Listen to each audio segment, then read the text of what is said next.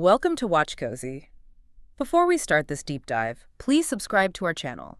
We work really hard to find documents and put together this for you. So let's talk about something that, well, feels universally bad, doesn't it? But maybe it isn't always. I mean, feeling absolutely run down, even when you've supposedly gotten enough sleep. You know that feeling? Oh, yeah. Waking up and it just feels like you barely slept, like a truck ran you over. That's such a common experience, isn't it? And it's that specific kind of fatigue, the one where your energy just sort of drains away all day. Yeah. You're totally depleted by like 4 p.m., but then when you actually try to sleep later, your brain's suddenly wide awake. It's a really frustrating cycle. Exactly. We've been looking through a bunch of stuff, notes, articles, bits of research, really digging into this disconnect. And our goal today is to use all that info you shared to figure out why this happens. And maybe challenge some assumptions we have about being tired and hopefully find some, real ways to feel more consistently energetic. And right off the bat, the material throws a bit of a curveball. It really does. Yeah. It starts with this idea that maybe our whole understanding of fatigue, how we relate to it, is part of the problem. How so? Well, we just tend to label all fatigue as bad, right? And being energetic is always good. Okay, let's unpack that. So the usual view is fatigue bad, energy good. But the sources are asking, is that always the case? Like feeling genuinely tired late at night, say 10, 11 p.m., is that bad? Not at all. According to this stuff, feeling tired then is actually a good thing. It means your body's clock is working correctly, aligning with its need for rest. Ah, so it's doing what it's supposed to do. Exactly. The real problem isn't feeling tired ever. It's feeling tired at the wrong times. Right. Like 2 p.m. when you've got a deadline or you need to pick up the kids or just, function. Precisely. And Andrew Huberman, who comes up in the sources, frames it really well. He suggests our feeling about something being good or bad often depends on if our internal state, like feeling tired, matches what the world expects from us right then. So if the world needs you awake and alert, but you feel exhausted, that mismatch feels awful. But if the world expects you to be winding down and you feel tired, that feels right. It aligns. That distinction is really useful. So we're not fighting tiredness itself, but the timing of it in our modern lives, which naturally leads to the next question. Why are we, modern humans, getting this mistimed fatigue so often? It can't just be physical work, can it? Absolutely not. That's a huge insight from this material. We often blame lack of sleep, maybe overwork physically, but the sources point to something much less obvious: the sheer cognitive load of living now in the 21st century. Okay, paint that picture. What's the difference between, say, an ancient human's day and ours? Well, imagine waking up tens of thousands of years ago. Your day is basically dictated by sunlight and immediate survival. Wake up, check for danger, maybe decide hunt or gather. Pretty simple choices driven by basic needs. Right. Physically demanding, but mentally simpler. Relatively focused, yeah. Now, compare that to waking up today. The alarm goes off, maybe you snooze, then first thing. Grab the phone instantly. And boom! Before you're even properly awake, you're hit with notifications, news, social media, work emails, texts. Your brain is processing global information before your feet hit the floor. And then the decisions. What to wear, breakfast, coffee or tea, drive or work from home, which email to answer first. It's endless. And it's not just the little things. You're also maybe comparing yourself to others online, thinking about big life stuff, career, relationships, money worries, all this mental churning before you've even really started the day. Yeah, the sources mentioned something about a Johnny Harris video saying modern humans make way more decisions daily than people did even 50 or 100 years ago, just the sheer volume. Exactly. Choosing between 30 kinds of cereal, navigating software, responding to 10 different message apps. And here's the kicker, the main point, really. This constant high-volume decision-making, this mental load. The sources argue that's a primary driver of chronic fatigue now, often totally separate from how much physical work you've done. So our brains are just overloaded. Pretty much. Constantly filtering, deciding, reacting. It's exhausting in a different way. And if we just push through that brain-tired feeling without breaks, it just gets worse over time. If we don't take those little pauses, maybe a short nap if possible, that mental exhaustion just builds and builds. We have to kind of accept our brains are working differently now and manage that load. Which seems like where this idea of tuning our internal clock comes in. That's a big focus in the health space now, and the sources really explore it. It's definitely a central theme. Our bodies have this master clock, the circadian rhythm. It's roughly a 24-hour cycle that runs almost everything when we feel alert, hungry, hormone levels, body temp, and crucially, when we feel ready to rest. And the sources mentioned two key chemicals involved, cortisol for alertness and melatonin for sleepiness, right? Exactly. And that Huberman point, again, in this context, is about intentionally tweaking this cycle by getting a good, strong cortisol spike early in the day, right after waking. How do you do that? We'll get to the specifics, but the idea is that triggering that early peak helps set you up for a more robust melatonin release later, like 12 to 16 hours later. Ah, so it helps line things up, feel awake when it's daytime, sleepy when it's dark, fixing that mismatch we talked about. Precisely. You're helping sync your internal clock with the external world. And the good news is, the sources give several practical ways to do this. What's the first big one? Light exposure, it seems. The simplest, but maybe most powerful. Definitely sounds like it. The key action: get natural sunlight in your eyes soon after waking. Why is that so critical for setting your energy for the day? It's the strongest signal your brain gets that says, okay, it's morning, time to wake up. This light hitting your eyes is what really kicks off that cortisol release you need for alertness. What if it's cloudy? Or you wake up before sunrise? Even on a cloudy day, the intensity and spectrum of natural light outside is still way, way more effective than typical indoor lighting. So get outside if you can. If you're up before the sun, using a bright artificial light like a SAD lamp can help, but it's not quite the same punch as real sunlight. Okay, makes sense. And the flip side is managing light in the evening. Just as important, yeah. As it gets dark outside, your body naturally starts prepping for sleep by releasing melatonin. This usually starts a couple of hours after sunset. So you want to help that process along. Exactly. Dim your indoor lights as evening goes on. And crucially, minimize exposure to bright screens, phones, tablets, computers. That blue light they emit basically tells your brain it's still morning.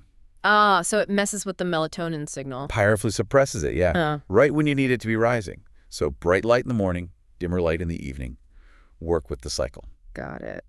What about temperature? Cold showers are a big thing now. Do the sources talk about that? They do mention it. Cold exposure, like a cold shower right after waking, seems to have two main benefits according to the material. First, obviously it wakes you up fast. That shock definitely increases alertness. Okay. And second, there's this interesting psychological angle.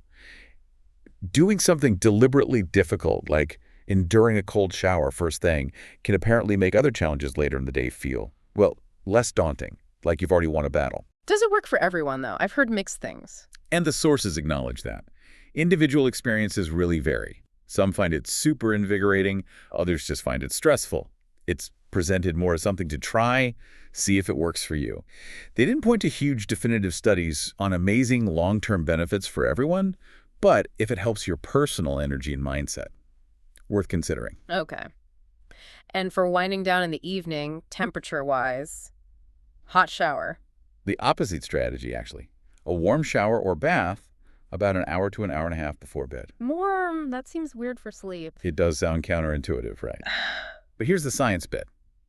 The warm water raises your core body temperature slightly.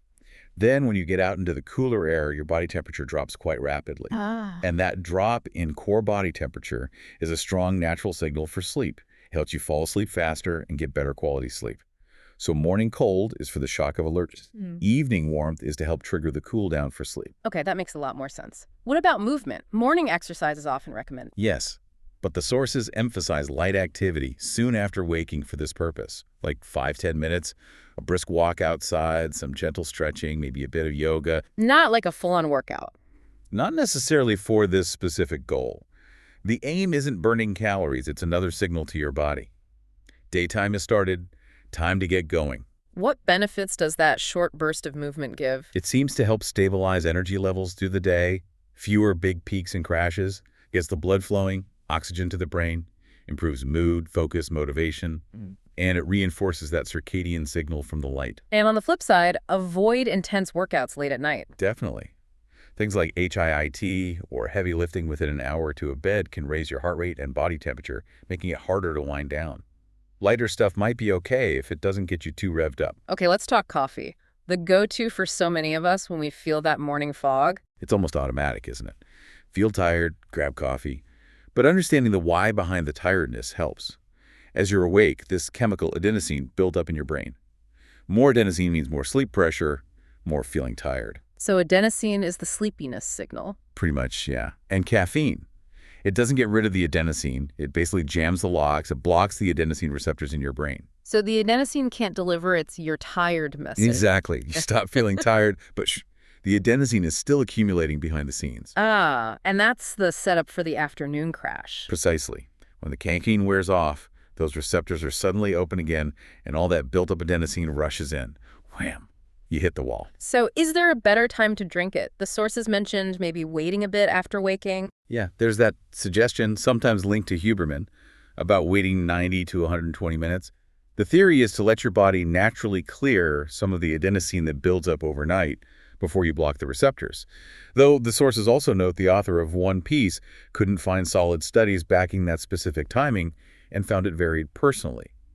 So maybe something to experiment with yourself. Interesting. So experiment with when, but definitely avoid it late. Oh, absolutely. That's non-negotiable according to this stuff. Caffeine stays in your system a long time. Having it even, say, 6-8 hours before bed can seriously mess with your sleep quality, even if you think you fall asleep okay. Keeps your brain too active for deep rest. Exactly. Keep it to the morning, maybe early afternoon at the latest. Okay. What about sleep timing itself? Is getting 8 hours from 2 a.m. to 10 a.m. the same as 10 p.m. to 6 a.m.? The sources strongly suggest no, it's not the same for your body. Our internal systems, hormones, digestion, immune function, temperature are all deeply programmed to follow the natural light-dark cycle, not just the clock on the wall. And melatonin release is tied to that cycle. Yeah. It naturally starts rising a couple of hours after sunset, signaling the optimal window for sleep is opening. Staying up late, even if you sleep for 8 hours later, means you're often pushing against that natural signal. You're awake when your body expects to be winding down, and asleep when it expects to be waking up. Is there evidence this matters?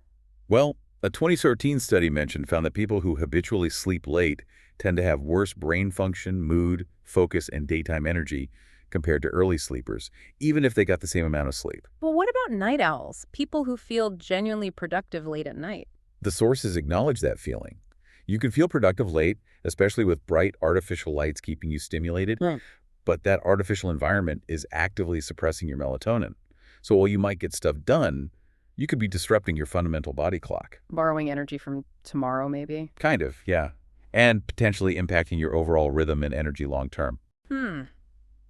Tough one for the night owls. Okay, let's hit another big topic. Substances. Alcohol. Marijuana. Lots of people use them to unwind or fall asleep. What's the verdict from the sources? This is a really critical point they make very clearly. While things like alcohol and THC might make you feel drowsy, might help you fall asleep faster initially, they absolutely wreck your sleep quality. How so? Let's start with alcohol. Alcohol's a sedative, right? It knocks you out, but it's not natural sleep. As your body processes it through the night, especially in the second half, it leads to much more fragmented sleep. You wake up more, toss and turn more. And it affects sleep stages. Massively. Yeah. It particularly suppresses REM sleep, which is crucial for like emotion regulation, memory, psychological repair. So you might feel like you were out cold, but you didn't get the deep restorative benefits. Okay. And THC for marijuana. Similar story regarding quality. It can help you nod off quicker, but it also disrupts REM sleep. Plus, the sources mention chronic use can lead to tolerance needing more for the same effect and potential dependence or withdrawal issues, including worse sleep if you stop. So the key takeaway is feeling sleepy isn't the same as getting good sleep. Not at all. That distinction is vital. Sedation is not restoration. Got it. Okay, finally, there was this really interesting idea from Dr. K at Healthy Gamer tying some of this together about fatigue being influenced by external factors. His perspective is fascinating. He basically argues that fatigue can sometimes be a kind of defense mechanism, your body trying to conserve energy when faced with something overwhelming or unrewarding. Give us the example you use, like facing a huge task. Right. Imagine you have to read a dense 500-page textbook. Just thinking about it might make you feel tired, unmotivated. Dr. K suggests your brain sees this giant effort, thinks, whoa, massive energy cost, low immediate reward, better save resources, and boom, it generates fatigue to discourage you. Okay. But then using that same scenario, if suddenly your phone rings and it's a friend you really like, or maybe someone you have a crush on, asking to hang out right now. Suddenly, poof, fatigue's gone. You're energized, ready to go. No nap, no coffee needed. Your brain just switched tracks. It saw potentially rewarding, less effortful activity and dropped the conserve energy signal. Wow. So the feeling of fatigue isn't purely physical, it's heavily context dependent. And the practical tip then is to sort of trick that system. Exactly. When faced with the giant textbook, don't frame it as read 500 pages, break it down, read the first chapter, or even just read the first 10 pages. Make it seem less daunting. Right. Your brain sees 10 pages as manageable, a smaller energy cost. The resistance, that fatigue signal, lowers. It's easier to just start. It's about managing your brain's perception of the energy cost. That connects right back to the cognitive load idea too, doesn't it? Maybe we see our whole modern day with all its decisions and inputs as one giant overwhelming textbook sometimes. That's a great way to put it. Our brains might just be defaulting to that conserve energy fatigue signal more often because the perceived load is so high. Okay, this has been incredibly helpful, pulling all these threads together. Mhm. So to quickly recap what we've covered from the sources, we started by questioning if fatigue is always bad, realizing it's often the mismatch between our internal state and what life demands, heavily influenced by modern cognitive overload. Right. And then we looked at the body's internal clock, the circadian rhythm, the roles of cortisol and melatonin, and crucially, that we can actually influence or tune this clock. And we went through a whole toolkit of strategies from the sources, using light exposure, smartly bright mornings, dim evenings, leveraging temperature cold showers for alertness, warm baths for wind down, adding light morning movement, being strategic with caffeine timing, respecting our natural sleep cycles tied to light and dark, understanding that alcohol and THC hurt sleep quality. Or finally, looking at how we frame tasks and manage that perceived effort, like Dr. K's idea of breaking things down, can impact our moment-to-moment feelings of fatigue by working with our brain's energy-saving instincts. It really paints a picture of working with our biology using these signals and tools rather than just fighting against feeling tired all the time. It really encourages you, the listener, to look at your own day, your own habits, and see how they line up or don't with these principles. It's less about searching for some magic bullet for energy and maybe more about becoming a more informed, skilled operator of your own body, really listening to the signals it's sending. Well, thanks for joining us for this exploration of fatigue and energy. Yeah, it's a topic that affects pretty much everyone, and looking at it through this lens definitely offers some fresh angles. So instead of just trying to power through tiredness with the usual quick fixes, perhaps the biggest takeaway from all this is to really try and understand the signals. What is your body actually telling you? When does it need rest? When is it just overloaded by decisions? And recognizing how simple things, like when you see light, can make such a huge difference. Hmm. Maybe consider this. What's just one small adjustment you could try tomorrow, based on everything we've talked about, to help sync your body's clock a little better with your day?